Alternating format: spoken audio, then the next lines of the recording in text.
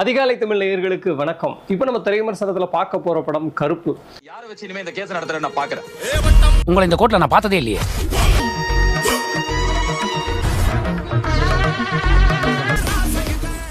அதாவது சூர்யா சாருக்கு வந்து தியேட்டர்ல ஒரு படம் ஓடி கிட்டத்தட்ட 10 வருஷம் கிட்ட ஆயிடுச்சு அப்படின்ற ஒரு டாக் வந்து சினிமாவில் உண்டு. எனக்கு தெரிஞ்சு சிங்கம் 3க்கு அடுத்து சிங்கம் 2க்கு அடுத்து எந்த படமே தியேட்டரிக்கலாக அவருக்கு பெரிய சப்போர்ட் பண்ணல. இடையில கொரோனாவில் கொஞ்சம் காலம் போயிடுச்சு. ஜெய் பீம், சூரரை போட்ஸ்லாம் மிகப்பெரிய படம். ஆனால் ரெண்டுமே ஓடிடியில் தான் வந்துச்சு. தியேட்ரிக்கலாக எல்லாரும் கொண்டாடுற மாதிரியான ஒரு படம் சூர்யாவுக்கு வரல அப்படிங்கிற ஒரு வருத்தம் வந்து சூர்யாவுக்கு மட்டும் இல்லை, சூர்யா ஃபேன்ஸுக்கு மட்டும் இல்லை, பொதுவாக நம்மள மாதிரி பொதுவான சினிமா ஆர்வலர்களுக்கே அந்த எண்ணம் வந்து இருந்துச்சு. ஏன்னா ஒரு நல்ல மனிதர், அவருக்கு ஒரு நல்ல ஹிட்டு கிடைக்கணும் அப்படின்ட்டு. இந்த கருப்ப சாமி அவரை காப்பாற்றிருக்கா அப்படிங்கிறத நம்ம விமர்சனத்தில் வந்து பார்ப்போம்.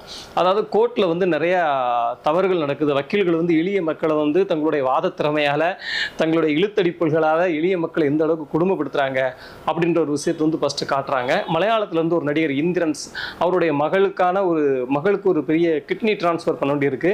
அதுக்கு நிறைய செலவு இருக்கு. அதனால என்ன பண்றாரு, நகையெல்லாம் எடுத்துட்டு வர்றாரு. அந்த நகையை விற்று சென்னையில் ட்ரீட்மெண்ட் பண்ணிடலான்னு வர்றாரு. வரக்கூடிய நேரத்தில் அவருடைய நகை திருடு போயிருது.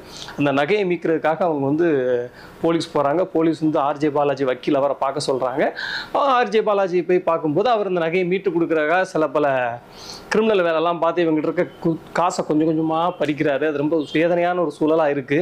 இதுக்கு என்னதான் தீர்வு அப்படிங்கும்போது கோர்ட் வளாகத்தில் ஒரு கருப்பசாமி இருக்குது. அந்த கருப்பசாமிக்கு மிளகா அரைச்சி வச்சா நீங்க நினைச்சு இது நடந்துடும் அப்படின்ற மாதிரி ஒரு விஷயம் அங்கே பேசப்படுது.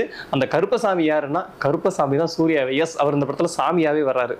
அந்த கருப்பசாமிக்கும் இந்த வக்கீலுக்குமான போட்டி என்ன, கடைசியில் அந்த கோர்ட்டில் இருக்க சில கெட்ட விஷயங்களெல்லாம் அந்த சாமி எப்படி தீர்த்தார், நீதி நியாயத்தை எப்படி நிலைநாட்டினார் அப்படி என்பது அந்த படத்துடைய கதை. சூர்யா வந்து வழக்கம் போல எந்த கேரக்டராக இருந்தாலும் அந்த கேரக்டர் தன்னை முழுமையாக உள்வாங்கி அற்புதமான நடிப்பை வெளிப்படுத்தக்கூடிய ஒரு நடிகர். இந்த படத்தில் அதே மாதிரி அவ்வளோ அழகாக நடிச்சிருக்காரு. கிட்டத்தட்ட அவருக்கு ஈக்குவலாக சில இடங்கள் அவரை தாண்டி அதிகமான காட்சிகளில் வரக்கூடிய ஒரு கேரக்டரில் ஆர்ஜே பாலாஜி நடிச்சிருக்காரு. இந்த இடத்துல நமக்கு ஒரு சின்ன விமர்சனம் இருக்குது. ஏன்னா சூர்யா ஒரு பெரிய ஹீரோ, ஆர்ஜே பாலாஜி வந்து சூர்யா அளவுக்கு ஒரு வெயிட்டேஜான ஒரு நடிகரா, வெயிட்டேஜான ஒரு ஆர்டிஸ்டா அப்படின்னா நிச்சயமா இல்லை. அதனால அந்த கேரக்டருக்கு ஒரு பகத் பாசில் மாதிரி ஒரு ஆர்டிஸ்ட்டை போட்டு இன்னும் கொஞ்சம் டைரக்ஷனில் நல்லா கவனம் செலுத்திருக்காங்க ஆர்ஜே பாலாஜி அப்படிங்கிற நமக்கு தெரிஞ்சுது. ஏன்னா சூர்யா மாதிரியான ஒரு பெரிய மாஸ் ஹீரோ வந்து ஆர்ஜே பாலாஜி மாதிரியான ஒரு வில்லனை டீல் பண்ணும்போது அந்த காம்போ வந்து பெரிய அளவில் ஒர்க் ஆகலை. திரிசாவோட கேரக்டர் இந்த படத்தில் ஒரு திருஷ்டிப்பட்டு மாதிரி தான் இருக்குது. எந்த இடத்துலையும் எந்த வெக்டரையும் இந்த கேரக்டர் ஏற்படுத்தவே இல்லை. இந்திரன்ஸ் ஒரு நடிகர், மலையாள நடிகர், நீங்கள் பார்த்துருப்பீங்க, நிறைய படத்தில் வருவார் மலையாளத்தில். முதல் பாதியும் தாங்கிறது அவருடைய அற்புதமான நடிப்பு. அவருடைய பொண்ணா ஒருத்தங்க வர்றாங்க, அவங்களுடைய கேரக்டரும் அவங்களுடைய நடிப்பும் அவ்வளோ அற்புதமாக இருந்துச்சு. இவங்க 2 பேரும் தான் ஃபர்ஸ்ட் ஆஃப் நம்மளை காப்பாற்றிக்கிட்டே இருக்காங்க அப்படின்னு சொன்னால் அது மிக இல்லை. சாய் அபயங்கரோட இசையில் கருப்பசாமி பாடல் கொஞ்சம் வைப்பு கொடுத்தா கூட நிறைய இடத்துல வரிகள் புரியாமல் இசை வந்து அது டாமினேட் பண்ணிடுது. பேக்ரவுண்ட் மியூசிக் ஓரளவு பரவலாத ஒரு இது இருந்துச்சு. படத்தில் வந்து ரொம்ப நம்மளை வந்து சூப்பர்ப்பா, வேற லெவல் பாப்புன்னு சொல்ல வச்ச ஒரு டிபார்ட்மெண்ட்னா சினிமாட்டோகிராஃபி தான். ஜி.கே. விஷ்ணு அவரோட சினிமாட்டோகிராஃபி அவ்வளோ நேர்த்தியாக அவ்வளோ அழகாக இருந்தது.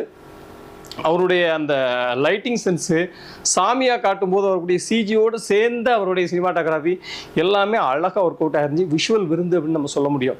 திரைக்கதையை பொறுத்த வரைக்கும் முதல் பாதியில் சொன்னேன் இல்லையா, அந்த இந்திரன்ஸ் அவர் மலையாளத்துலேருந்து வந்து பொண்ணுக்கு ட்ரீட்மெண்ட் பார்க்க போகிறாரு. அதுக்கு அடுத்து நகை தொலைஞ்சு போயிருது. அதை மீட்கிறதுக்கான ஒரு போராட்டம் இருக்குது.